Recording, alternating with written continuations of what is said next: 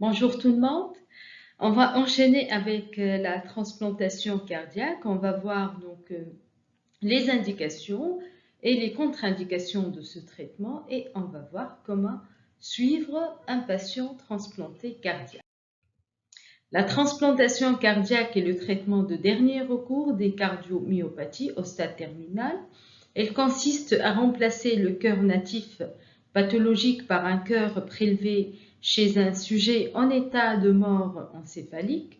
Une assistance circulatoire temporaire peut permettre d'attendre une transplantation cardiaque en cas d'une défaillance cardiaque aiguë ou réfractaire. La première transplantation cardiaque a été effectuée au Cap en Afrique du Sud en 1967. Dans notre pays, c'est le professeur Fourati et son équipe qui a réalisé la première transplantation cardiaque en Tunisie en 1993. Dans les recommandations européennes récentes, la transplantation cardiaque est indiquée chez les patients en insuffisance cardiaque avancée qui restent symptomatiques malgré un traitement optimal, incluant un traitement pharmacologique optimal et un traitement électrique si indiqué. C'est le traitement du dernier recours quand on n'a pas une autre alternative thérapeutique.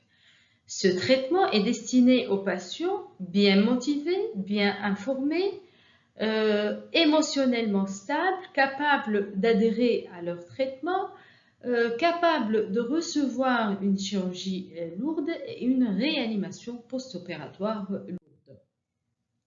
Et donc, c'est un traitement destiné aux patients avec un mauvais pronostic et une espérance de vie courte inférieure à 1 an. Ce traitement est réalisable chez les patients avec des résistances pulmonaires basses, en l'absence de défaillance polyviscérale et chez les patients stables psychologiquement aptes à adhérer à un traitement. Donc, les recommandations américaines vont dans le même sens. Donc, la transplantation cardiaque est dédiée aux patients avec une insuffisance cardiaque stade avancé et c'est un traitement qui permet d'améliorer la qualité de vie et la survie des patients. Il est préconisé dans ces recommandations de référer le patient en insuffisance cardiaque avancée à un centre spécialisé pour poser l'indication de la transplantation cardiaque et pour poser l'indication des assistances ventriculaires.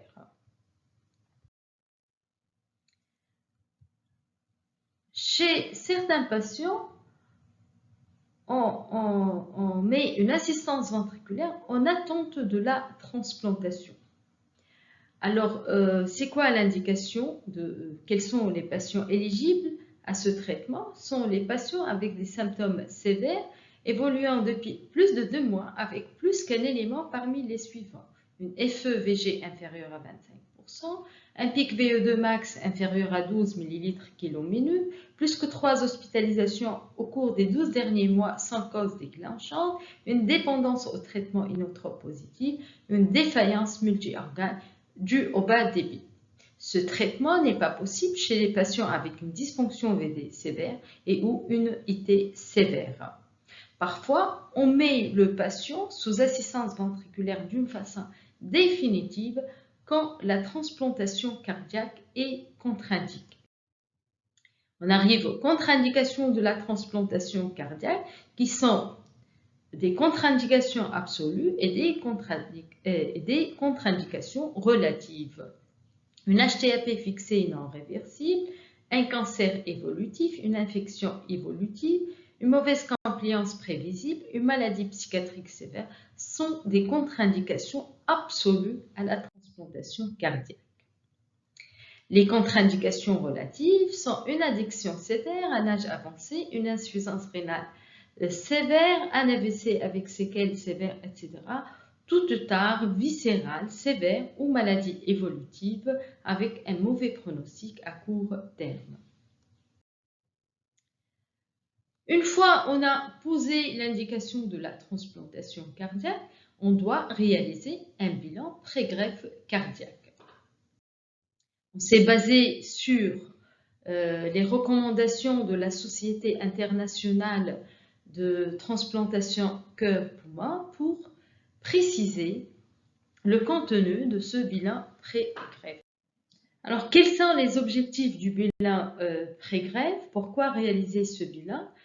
Tout d'abord, ce bilan nous permet de vérifier l'absence d'autres solutions thérapeutiques, notamment chirurgicales, telles que la revascularisation coronaire, et optimiser le traitement médical du patient.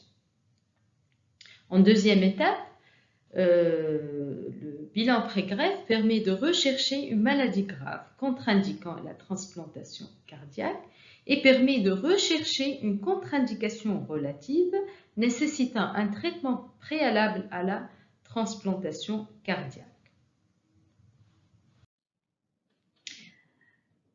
Le bilan pré-greffe nous permet d'évaluer le pronostic qui déterminera le moment de la mise sur la liste d'attente, de rechercher une infection ou une néoplasie pouvant s'aggraver sous traitement immunosuppresseur et nous permet de préparer à la transplantation par une prise en charge psychologique du patient. Donc, je vais vous présenter le bilan pré-transplantation cardiaque qu'on réalise dans notre service chez les patients candidats à la greffe cardiaque. On réalise le bilan et on note les résultats des examens complémentaires sur une fiche. Donc, sur la première page, on a les renseignements du patient.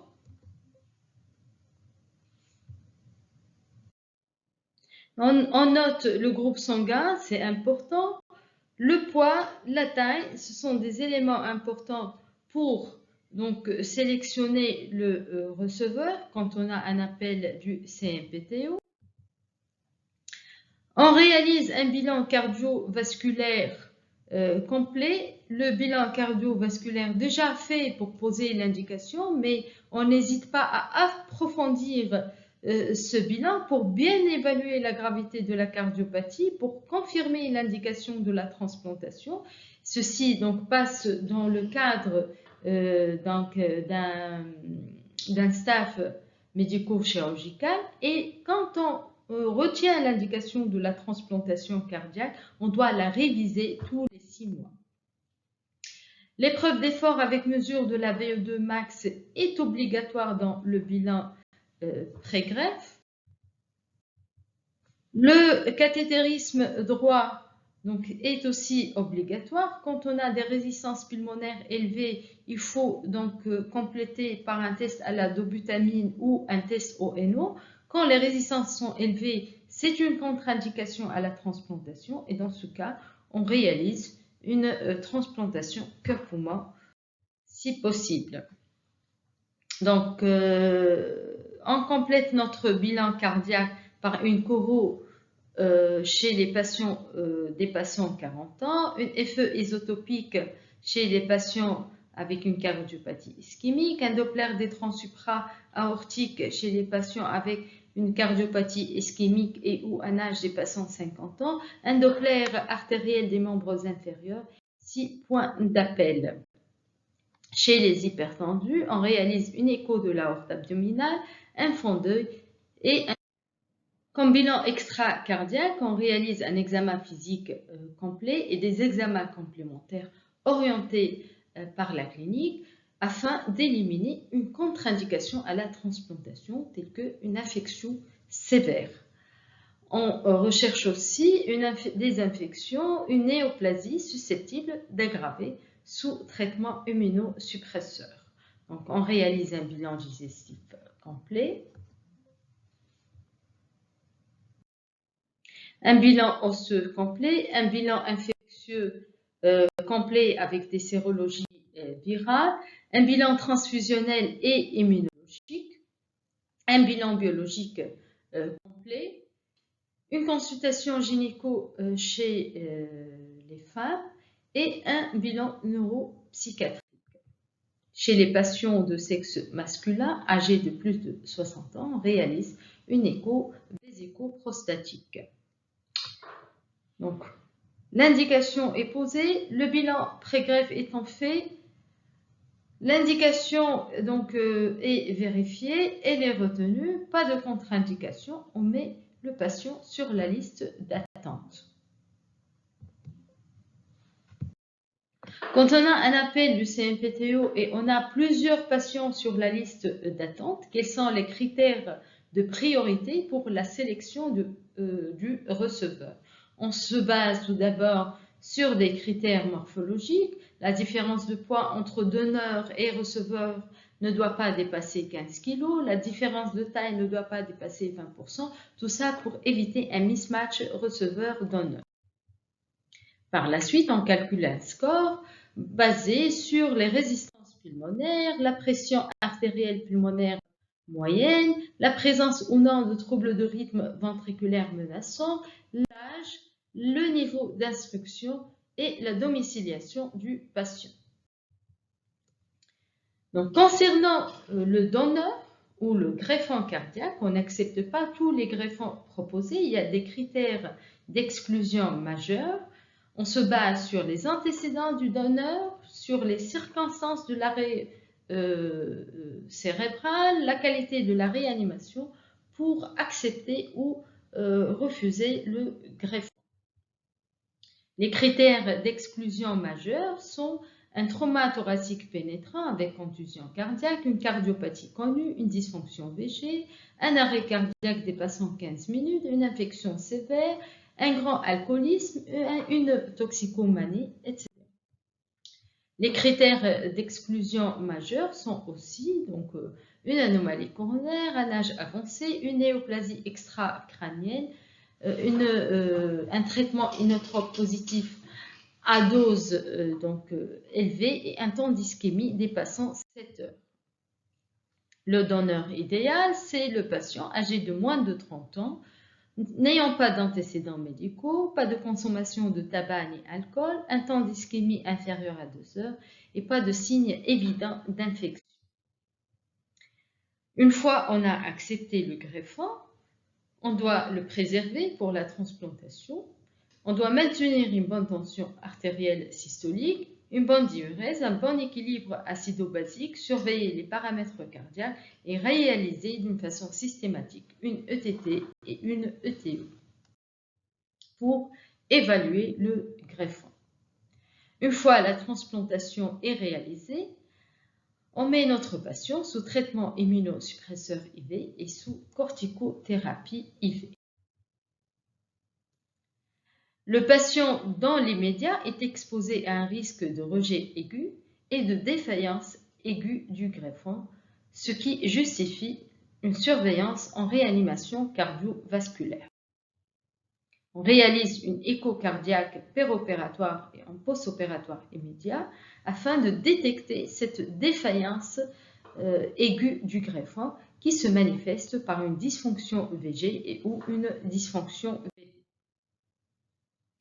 À court terme, le patient est à risque de rejet aigu, de dysfonction aiguë du greffon et aux complications infectieuses liées au traitement immunosuppresseur. On réalise une écho cardiaque de façon quotidienne pendant une semaine, puis toutes les semaines, puis à chaque consultation. Et on réalise à J7 la première biopsie endomyocardique, puis selon les résultats, on ajuste le rythme de réalisation de cette biopsie. On ajuste le traitement immunosuppresseur selon les résultats de cette biopsie endomyocardique. Donc, à court, à moyen et à long terme, notre patient est à risque de développer des effets secondaires du traitement immunosuppresseur et d'avoir des complications de la transplantation cardiaque, ce qui justifie de maintenir le suivi du patient après la transplantation cardiaque. Les complications cardiaques, donc à moyen terme et à long terme, sont le rejet aigu, la dégradation du greffon qui est recherchée par l'écho, elle est progressive, et la maladie coronaire du greffon qui est due à une athérosclérose accélérée. Le patient transplanté ne fait pas d'encore, il fait de l'ischémie silencieuse, donc on fait des coraux systématiques annuels pour dépister donc cette complication. Et on met le traitement dès la transplantation sous statine d'une façon systématique. Donc à long terme, on peut voir des complications infectieuses liées à l'immunosuppression, des complications néoplasiques, donc, comme le lymphome et les néoplasies cutanées qui sont plus fréquentes chez le patient sous immunosuppresseur. Et on doit surveiller la fonction rénale qui peut s'altérer au cours du suivi dû au traitement immunosuppresseur et à l'HTA. Donc, on surveille notre patient en consultation, on fait des échos cardiaques, des biopsies répétées selon un rythme bien codifié qui est rapproché au début, espacé par la suite. D'une façon annuelle, on réalise une scintigraphie d'effort avec une FE-VG isotopique, une coronarographie avec angiographie VG et un cathétérisme droit et gauche d'une façon annuelle, une consultation d'ophtalmologie et des radiographies osseuses. Sur cette diapositive, donc, ce sont les vidéos d'échocardiographie d'un patient qui a présenté un rejet aigu 2 ans après la transplantation cardiaque et s'est présenté dans un tableau d'insuffisance cardiaque globale. On voit donc à gauche donc, une HVG concentrique et un épanchement péricardique minime et à droite une dysfonction VG sévère. Au flux transmitral, on a un flux restrictif en rapport avec une élévation des pressions de remplissage. Après prise en charge de cet épisode de rejet aigu par corticothérapie IV à forte dose et par la majoration de la dose immunosuppresseur, on a constaté une amélioration de la fonction VG avec diminution de l'HVG et disparition de l'épanchement péricardique. Sur cette diapositive, c'est la coro d'un patient qui a une maladie coronaire du greffon. On voit sur le réseau gauche des sténoses coronaires étagées. Je vais vous présenter ce cas clinique dans le but d'insister sur l'efficacité de ce traitement chez l'insuffisance cardiaque. Donc, c'est le cas d'un patient qui était transplanté depuis 24 ans. Il a actuellement l'âge de 57 ans. Il a été transplanté en 1998 quand il avait l'âge de 33 ans. L'indication était une cardiomyopathie dilatée en insuffisance cardiaque stade terminal.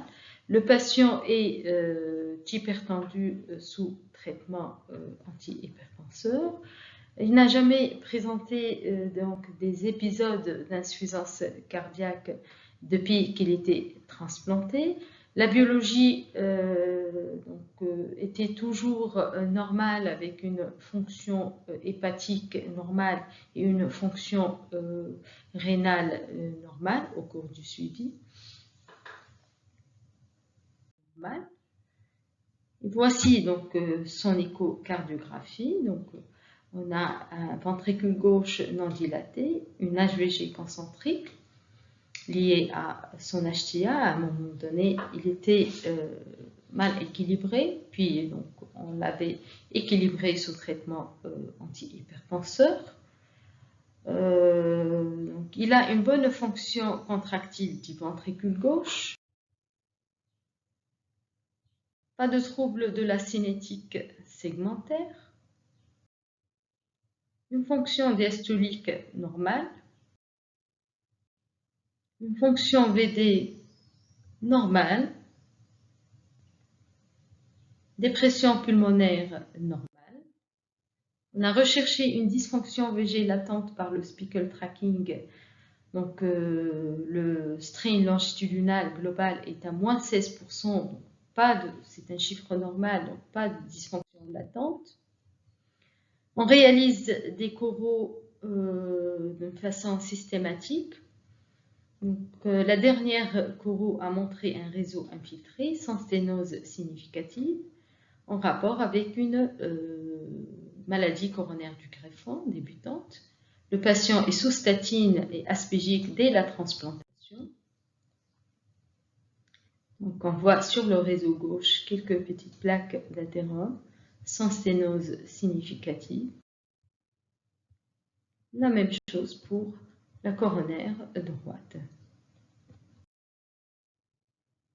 Donc, pour conclure, la transplantation cardiaque constitue une solution thérapeutique à proposer pour tout patient en insuffisance cardiaque terminale.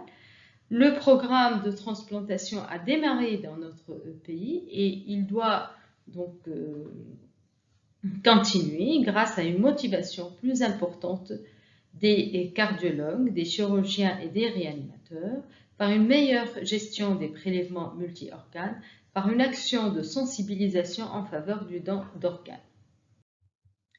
Concernant la surveillance au long cours du greffé cardiaque, elle est indispensable pour améliorer sa survie et ses qualités de vie.